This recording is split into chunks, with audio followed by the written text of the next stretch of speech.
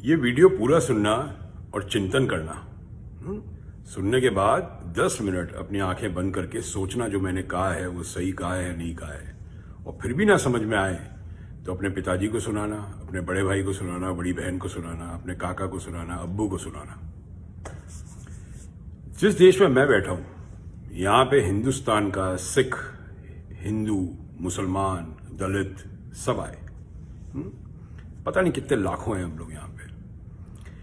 एक भी परिवार मुझे बताओ, अमेरिका में जो रह रहा है, जो इंडिया से आया है, वो अपनी लाइफ में धक्के खा रहा हूं। एक भी।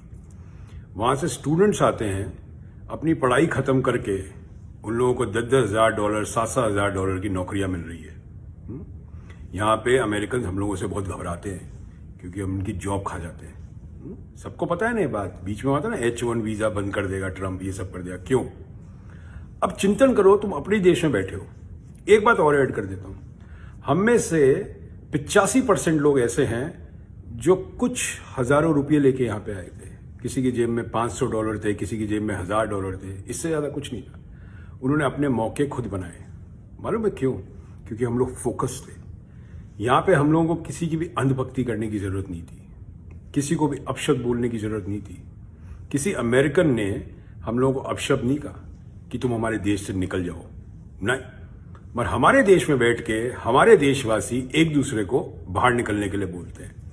मालूम है रीजन क्या है? सुन रहे हो ना तुम लोग, कर रहे हो ना चिंतन जो मैं बोलने की कोशिश कर रहा हूं। तुम लोगों के पांव में घुंघरू बांध दिए, जैसे तवायफ के पांव में घुंघरू बांध देते हैं और सेठ आते हैं, पैसा उछालते हैं और तवायफें नाचने लग जाती है ना, वैसे ही तुम लोग हो। तुम्हारे जो घुंघरू है ना, वो राजनीतिक सोच है।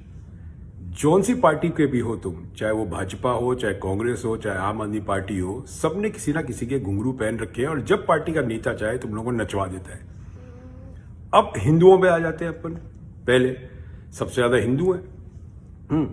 ऊपर बैठे जो हिंदू हैं वो तुम लोगों को रेजगारी की तरह इस्तेमाल करते हैं। पीछे 2-3 तुम्हारे मीडिया हाउस लगा दिया तुमने। अपना दिमाग तो लगाना है नहीं कि तुम्हारा इस्तेमाल हो रहा है।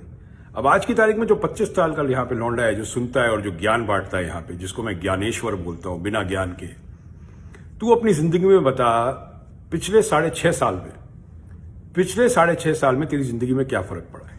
मुझे ये मत बोलना कांग्रेस, ये सब मत बोल, क्योंकि जिस स्कूल में तू पढ़ा, जहां तू पैदा हुआ, वो कांग्रेस ने बनाया था, तेरी सरकार ने नहीं बनाया। क्योंकि तुम अपनी सरकार समझते हो, है ना? तो तुम्हारी सरकार ने नहीं बनाया। वो जिस अस्पताल में जो पैदा हुआ, जो स्कूल में तू पढ़ा, अगर पढ़ा है तो, जिस कॉलेज में तू पढ़ा, वो किस सरकार ने बनाया था?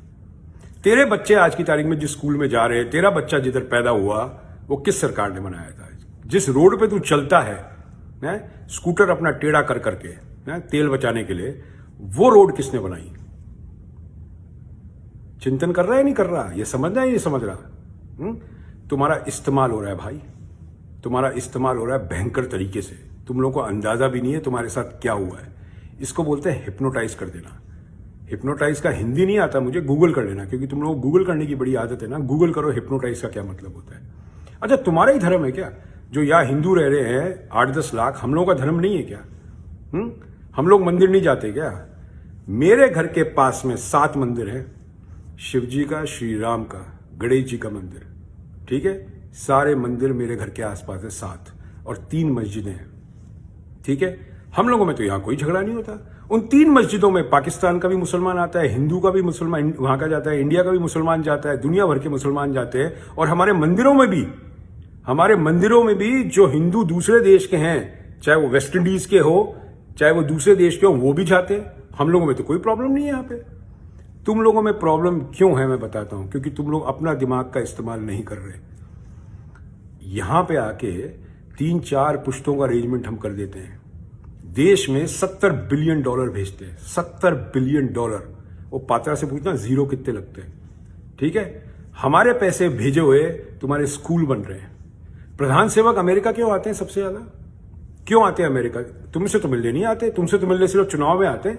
हमसे तो मिलने ऐसे ही आ जाते हैं। अभी नया हवाई जहाज खरीदा है, पहला दौरा अमेरिका का ही लगेगा, क्योंकि इलेक्शन खत्म होंगे तो पहला दौरा अमेरिका के लगेगा। हमसे क्यों मिलने आते हैं वो?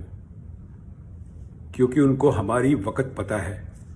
और तुम जैसे लोगों को उन्होंने पाल के रखा हुआ है सिर्फ भौंकने के लिए। तुम्हारे गाली बकने से, तुम्हारे इससे कोई सेहत पे किसी के फर्क नहीं पड़ता, सिर्फ तुम्हारी सेहत पे फर्क पड़ रहा है। और तुम जो लिख रहे हो और जो तुम बोल रहे हो, वो तुम्हारा बच्चा भी आज नहीं तो कल पढ़ेगा और तुम्हें गालियां देगा, तुम्हें गालियां देगा। अब तुम ये सोचो, वाहिद मैं एक अप्रवासी हूं जो इतना ज्यादा तुम लोगों को समझाने की कोशिश करता हूं, क्योंकि मुझे यूथ पावर का अंदाजा है। प्रचंड बहुमत के साथ कोई आया हो, समझदार आदमी, तो आज की तारीख में जो तुम कर रहे हो वो तुम कर नहीं रहे होते। तुम लोगों को इन लोगों ने इस तरह डाल दिया है अपने हिसाब से कि जब चाहे तुम नाचो, जब चाहे जब मत नाचो।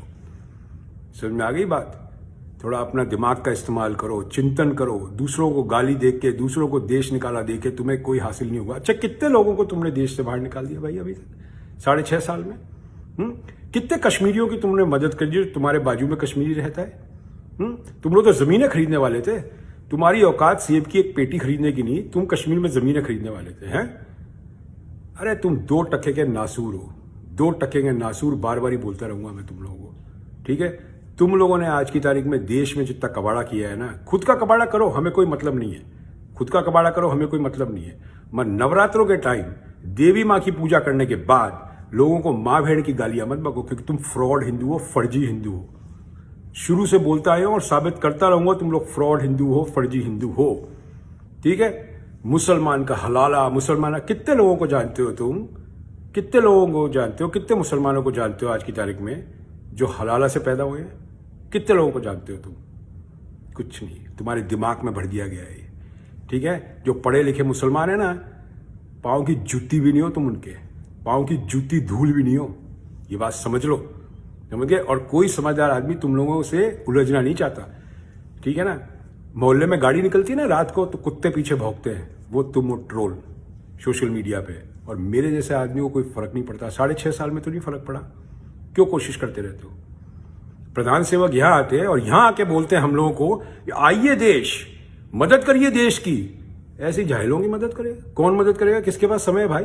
आज की तारीख में तो बाप बेटे की मदद नहीं करे, पड़ोसी की मदद नहीं करे, और प्रधान सेवक यहां आके बोलते हैं आइए मदद करें। भैया 5 ट्रिलियन छोड़ो, हैं 1 ट्रिलियन पे आके सिमट जाओगे 2021 में, 1 ट्रिलियन के अंदर। समझ में आ गई बात? और तुम्हारी जिंदगी में कुछ भी फर्क नहीं पड़ने वाला, कुछ भी नहीं। अगर तुम्हारी जिंदगी में कुछ फर्क पड़ा है पिछले 6.5 साल में, लिखो नीचे, लिखो नीचे तुम्हारी जिंदगी में ये फर्क पड़ा। तुम्हारे लिए स्वास्थ्य सेवाएं फ्री हुई, तुम्हारे बच्चों की शिक्षा फ्री हुई, लिखो। कुछ नहीं है तुम्हारे पास। तुम वो चाबी का खिलौना है जिसके चाबी भर दी, पड़ पड़ पड़ पड़ पड़ चलता रहता है। जैसे वो एक रिपब्लिक वाला पड़ पड़ पड़ पड़ पड़ चल, उसका यही काम है, कोई काम नहीं है। तुम्हारी मीडिया तुमने झगड़ा करवा दिया, तुम आपस में झगड़ मरे। तभी विंस्टन चर्चिल ने एक बात सही कही थी 1911 में, सही कहा था, इंडिया कभी भी डेमोक्रेसी अपने साथ नहीं ले जा पाएगा, ये टूटेगा, क्योंकि ये तुम लोगों के कारण टूटेगा देश। समझ में आ गई बात? 2014 से पहले भी देश चलता था, 1968 की पैदाइश है हम। अरे कई लोग तुम्हारे बाप की उम्र के जिसको तुम लोग गालियां बकते रहते हो। ये तुम्हारे संस्कार है, ये तुम्हारे को हिंदू धर्म ने सिखाया है कि दूसरों से नफरत करो। अच्छी किताबें पढ़े होते, अच्छे स्कूल में गए होते और अच्छी शिक्षा होती तुम्हारे पास, तो तुम आज की तारीख में बात नहीं करते। समझ में आ गई? 2 टके के लोग हैं, तुम्हारे घर के ऊपर छप्पड़ लगे हुए, आज तक छत डालने के पैसे नहीं है, तुम लोग बातें करते हो इतनी बड़ी बड़ी। भाई जिस दिन चाहूं ना, जिस दिन चाहूं, जब मेरी इच्छा हो, तुम लोगों को समेटता जाऊं मैं, जब तुम्हारी इच्छा। और तुम आज की तारीख में प्रधान सेवक के ऊपर सबसे बड़ा बोझ हो। 4 साल पहले मैंने बोल दिया था, ऐसी रंग की काली टी शर्ट पहन के बोला था मैंने 4 साल पहले कि सबसे बड़े नासूर अगर प्रधान सेवक की सियासत में रहेंगे, वो खुद प्रधान सेवक के बनाए हुए बीज हैं जो आज की तारीख में पेड़ बन रहे हैं। और ये इतने पेड़ बन जाएंगे, इनको नहीं रोका गया है तो ये समाज के लिए नासूर हैं, देश के लिए नासूर हैं। ये बोझ हैं अपने समाज पे, अपने परिवार पे, कस्बे पे, राज्य पे, देश पर। ये बोझ है। क्या करा तुमने आज तक देश के लिए? कुछ नहीं कर पाए तुम लोग, ठीक है? इतनी बड़ी बड़ी बातें यहां मत करना। फौजी का खून बहता है मेरे अंदर, समझ में आ गया? मेरे बाप ने जंग लड़ी थी ना 3, कोई हिंदू मुसलमान के लिए लड़ी थी, भारत के लिए लड़ी थी। समझ में आ गई बात? ना किसी पार्टी के लिए लड़ी थी। अपना ज्ञान अपने पास रखना। जय हिंद।